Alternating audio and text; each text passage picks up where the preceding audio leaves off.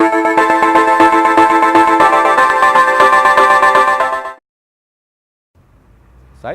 melihat keadaan ini kerana pertamanya ramai daripada kita lah, saya ingat ramai daripada rakyat Malaysia dan terutama masyarakat Melayu dan Islam mungkin pun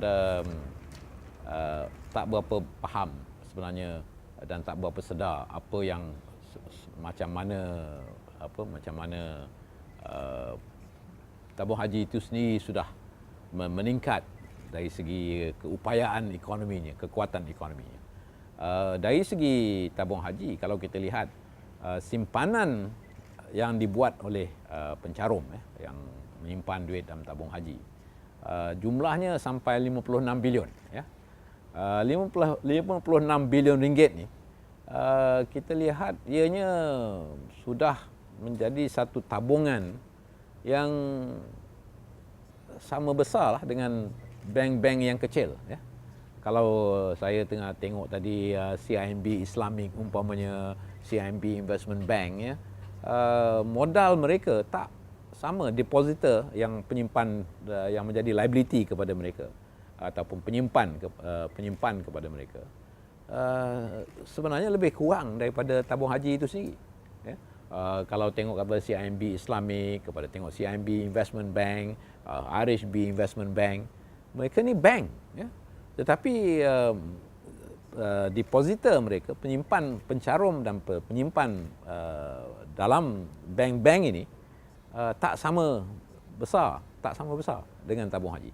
Maknanya tabung haji sudah menjadi hampir sebagai sebuah bank yang saiz sederhana, dan ia pun sebenarnya sudah menjadi sebagai hampir macam sebuah bank dengan membayar dividen pula kepada deposit yang simpanan yang mereka tabungkan itu pada kadar yang paling tinggi. Kalau bandingkan dengan KWSP, pencarumnya, dividen yang dividen pencarum di KWSP tak dapat 8.25% setiap tahun. Dan kalau kita lihat kepada amanah saham nasional PNB umpamanya, itu pun tak sampai ke tahap yang begitu tinggi, sama tinggi dengan tabung haji. Jadi maknanya dengan carum simpanan tabungan yang ada sebanyak 56 bilion, hari ini kita lihat pula dari segi asetnya ialah 160 bilion, dan ia menggambarkan bahawa ianya satu kejayaan yang harus kita banggakan dan harus kita bukan saja banggakan, harus kita cemburu. Dan dalam keadaan inilah yang bila orang menyoalkan mengapa tabung haji nak beli tanah 1MDB, kalau nak beli tanah 1MDB untuk tujuan nak membuatkan satu projek pembangunan hartanah maupun kondominium dan sebagainya, disoalkan adakah itu patut menjadi projek yang harus tabung haji lakukan, sedangkan kita tahu bahawa umpamanya tabung haji ini sambil dia menguruskan pemergian haji, dia juga boleh melabur, tabung haji boleh juga melabur dalam sektor ekonomi yang tak ada syak wasangka, dari segi menepati syariah, peladangan, ataupun bidang-bidang ekonomi yang tertentu, yang mana tak ada timbul lagi soal keraguan dan syak wasangka dari segi hasilnya sama ada haram ataupun halal, itu yang sepatutnya. Jadi selain daripada beli tanah di 1MDB, soalnya adakah ianya satu pelaburan dalam bidang hartanah yang diharuskan dilakukan oleh tabung haji. Dan ini yang saya rasa menjadi tanggungjawab kepada pihak tabung haji untuk meneliti balik, ya. Mungkin kita jangan hanya mengejar untuk mendapat pelaburan atau jumlah yang tinggi dari segi dari segi tabungan, kerana kalau betul-betul diperiksa mereka yang menyimpan itu, ada pula yang menyimpan bukan untuk tujuan nak pergi haji, kan? Kalau asalnya ialah untuk pergi haji, tetapi ada sekarang yang menyimpan tu kerana ianya mendapat pulangan yang baik, ia boleh menyelesaikan pembayaran zakat, senang bagi kita, tak payah kita bingung. Sedangkan ini tanggungjawab individu untuk bayar zakat. Tetapi ada yang saya dengar sampai taruh 5 juta ringgit dalam tabung haji. Pulangan 5 juta ringgit ni maknanya 400,000 lah. Tahun lepas, untuk tahun lepas dapat 400,000. Wah, 400,000 tu pun lebih daripada perlu untuk nak pergi kita mengerjakan haji. Itu pulangan setahun. Jadi dalam keadaan seperti ini, saya lihat hikmahnya, mungkin kita kena tengok balik ya, kita gembira dan kita bangga dengan kejayaan tabung haji sebagai satu institusi yang yang diwujudkan oleh kerajaan, hasil pemikiran Profesor Diraja Engku Aziz, ya.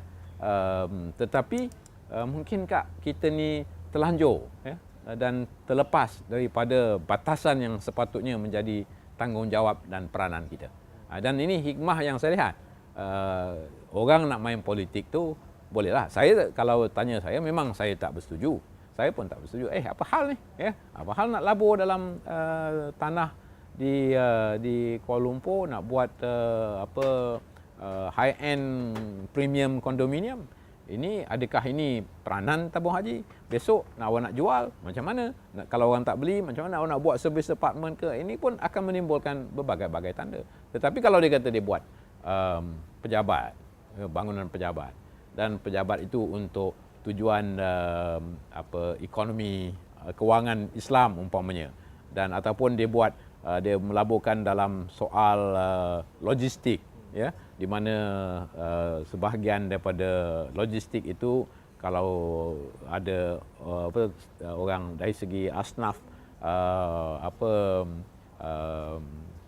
dari segi tujuannya membantu kepada perniagaan yang tak ada banyak pertikaian lah, katakan, ya.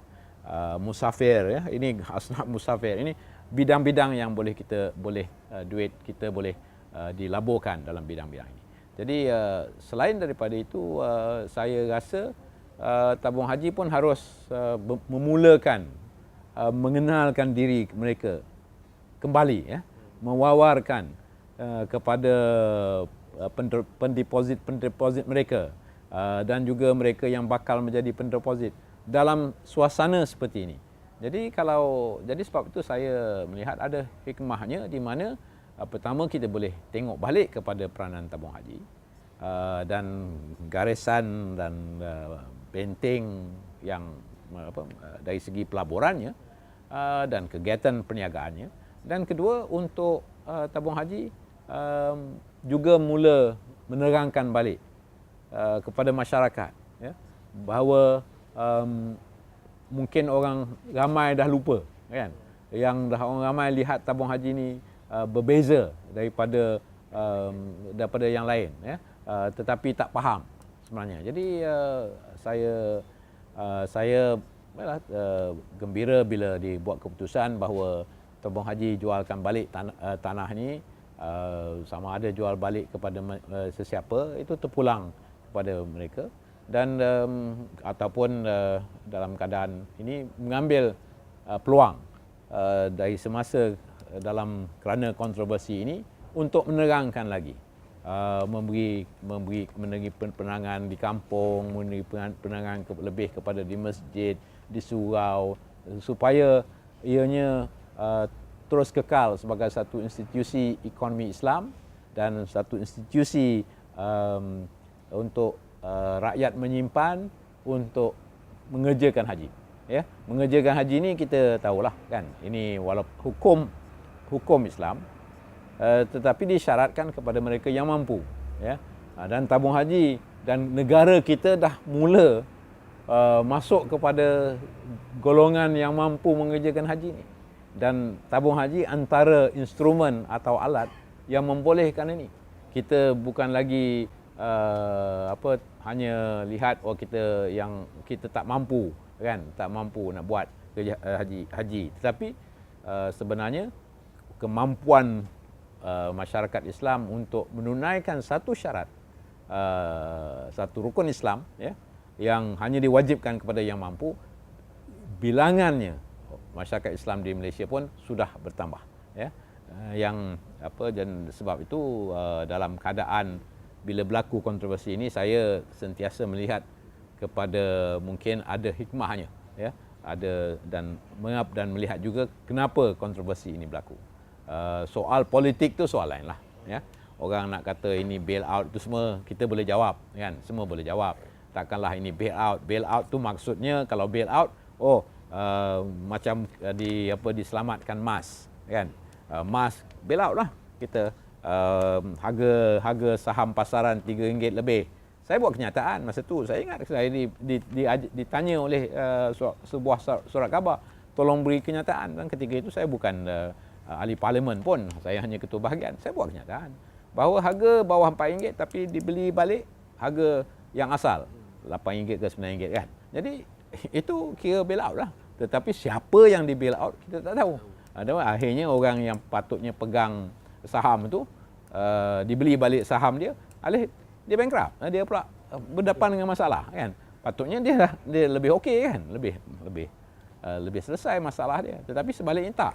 Dia pula ada dia punya keadaan yang tak berapa itu. Jadi bail out umpamanya, kalau kita tak bail out Bank Bumi umpamanya, ya, kerana kerugian di BMF, itu bail out. Ataupun kalau tak di bail out kan kepada bank-bank yang lain di Amerika Syarikat umpamanya, tak ditambahkan dengan modal kerajaan menyelamatkan. Tetapi tabung haji tak melalui